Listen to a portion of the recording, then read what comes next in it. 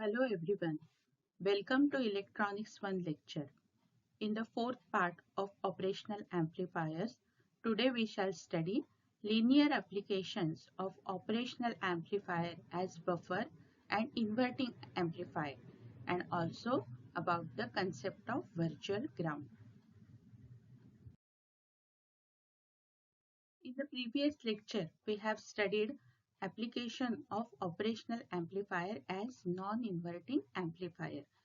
Now today we have to study application of operational amplifier as buffer. It is also called as unity gain voltage follower. Buffer is actually stage which isolates the preceding stage from the following stage, and here the gain of this amplifier is 1, and that's why it is also called as unity gain voltage follower. अगर हम अच्छी तरह से ये circuit देखते हैं तो हमें यहाँ से पता चलता है कि बफर ये एक नॉन इन्वर्टिंग एम्पलीफायर ही है।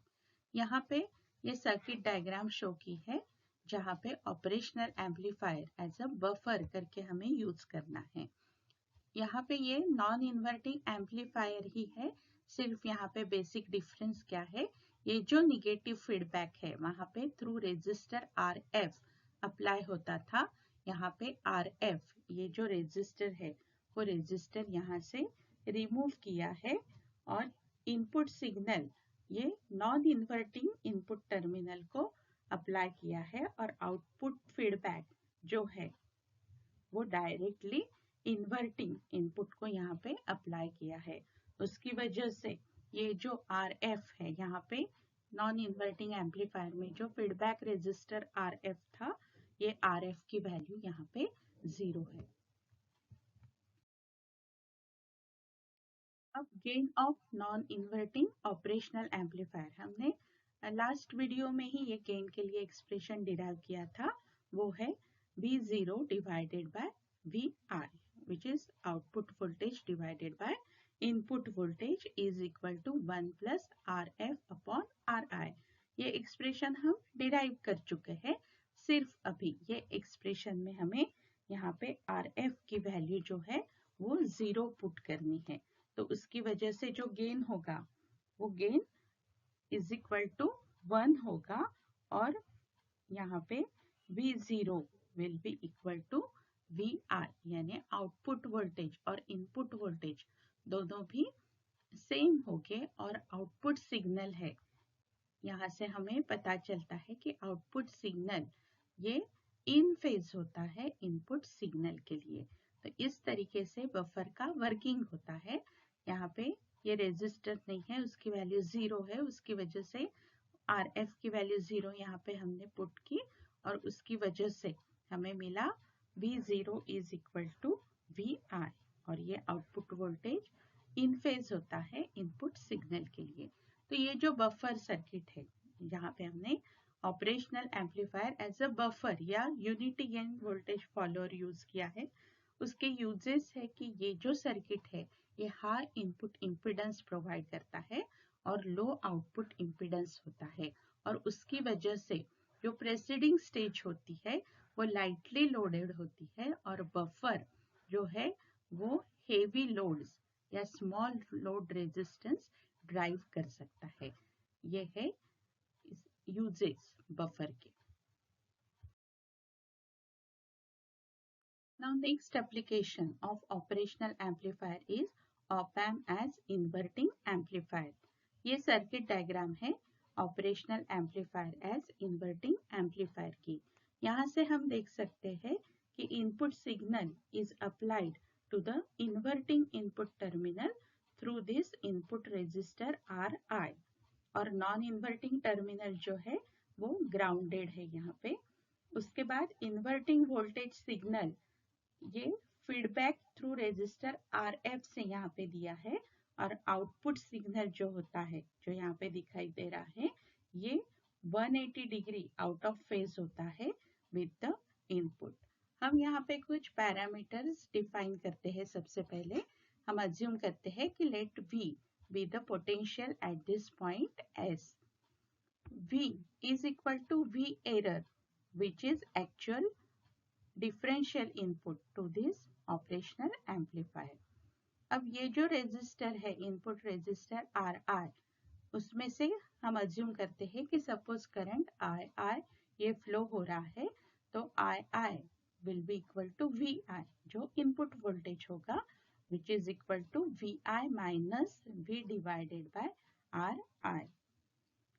Current through this feedback resistor R F, ये जो फीडबैक रेजिस्टर यहाँ पे आर एफ है, उसमें से हम करंट लिख सकते हैं I F. Suppose I F current flow हो रहा है, तो वो हो जाएगा equal to this V minus V0 divided by R F.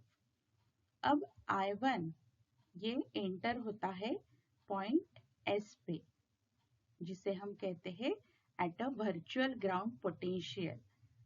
The current can flow to the ground through the internal resistance of this operational amplifier. लेकिन operational amplifier का input impedance ये इनफाइनाइट होता है, उसकी वजह से current cannot enter at the input of this operational amplifier. इसलिए current drawn any input terminal is always equal to 0. Therefore, we can write here II is equal to IF. Open loop gain A is equal to minus V0 upon V. Now, as II is equal to IF, therefore, we can write here VI minus V divided by RI is equal to VI minus V0 divided by RF. Now, we know V is equal to minus V0 upon A. ये जो open loop gain का expression है उसे हमने V के form में convert कर लिया, और ये A जो है ओपन लूप गेन ये हमेशा इनफाइनाइट होता है, तो इसकी वजह से ये स्मॉल v वोल्टेज अप्रोक्सीमेटली 0 हो जाता है.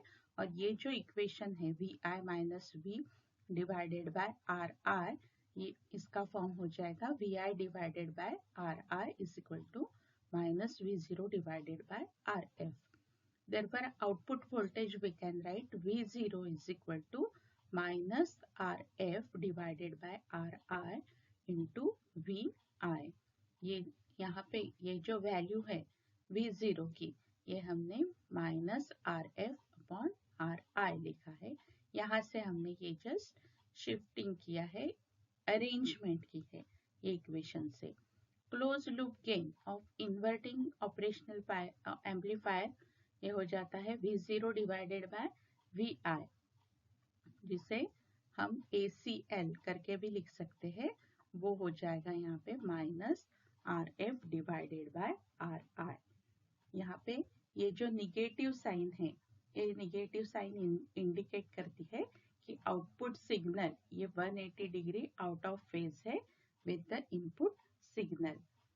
क्लोज लूप गेन यहाँ पे independent of open loop gain होता है, और बाकी के पैरामीटर से भी वो इंडिपेंडेंट होता है, और वो सिर्फ डिपेंड रहता है externally connected input resistance RI and output and feedback resistance RF only.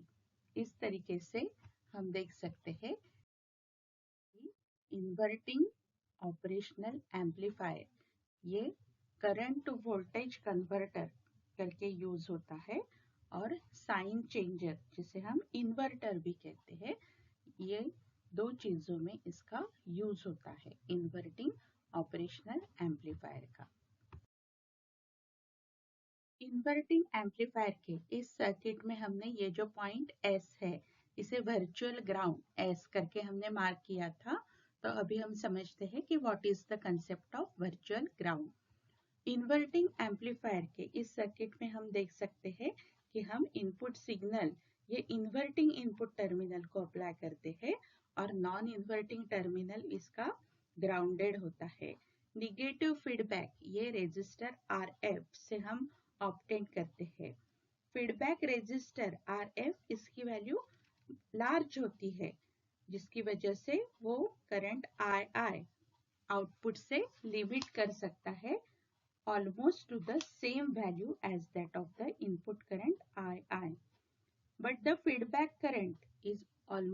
Out of phase with the input current और उसकी वजह से ये जंक्शन पे यानी पॉइंट एस पे आर आई और आर एफ के where these currents meet, they tend to cancel each other and state of almost zero potential और हम ग्राउंड पोटेंशियल भी बोल सकते हैं वैसे यहाँ पे फॉर्म हो जाती है और उसकी वजह से ये पॉइंट एस इसे हम वर्चुअल ग्राउंड कहते हैं।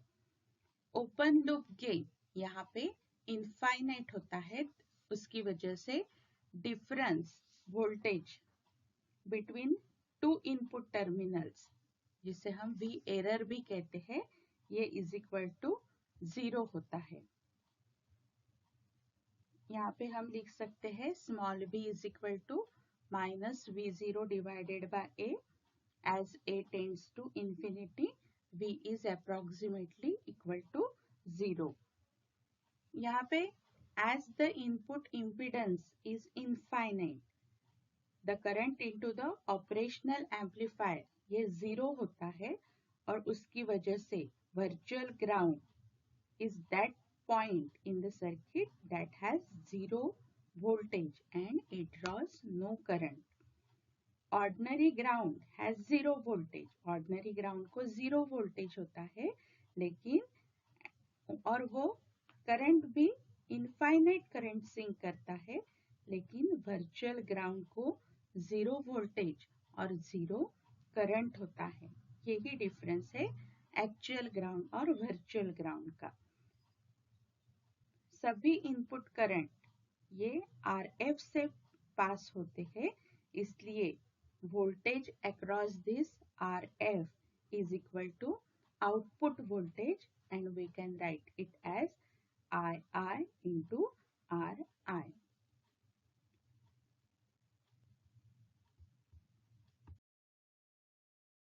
इस तरीके से हमने यहाँ पे operational amplifier as a buffer and inverting amplifier study किया है और हमने कंसेप्ट ऑफ वर्चुअल ग्राउंड ये भी क्या है इसके बारे में पढ़ा है।